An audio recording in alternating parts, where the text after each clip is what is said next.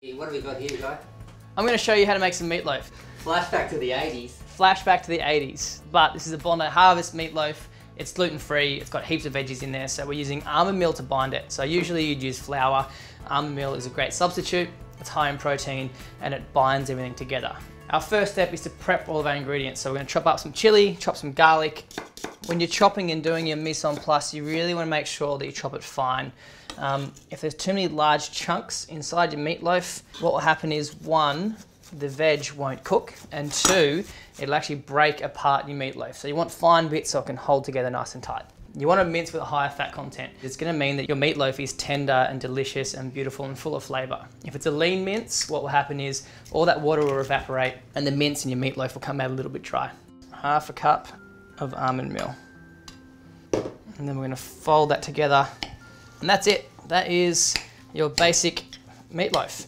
You could skip, the other steps that are coming up and chuck that in your tin and bake it, and you'd have a beautiful, tender, flavour-filled meatloaf.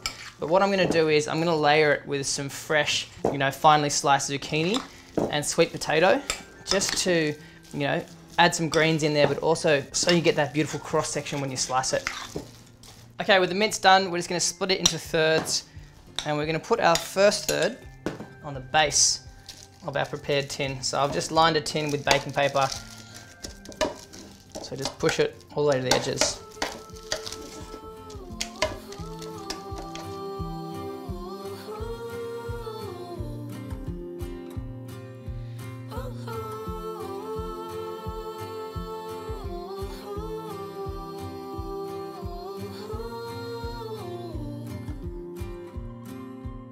So on with the last sweet potatoes. I'm just going to give it a brush of olive oil, season with salt and pepper, a pinch of thyme, and that's going to go in the oven on about 180 degrees. I'm going to bake it for half an hour uncovered.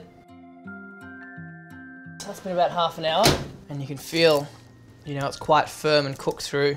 What we're going to do is just wrap it up in some foil, let it sit there and let it rest for about 5 minutes, and that lets all the juices settle, all the flavours come back together. Then we're going to slice it up and eat it.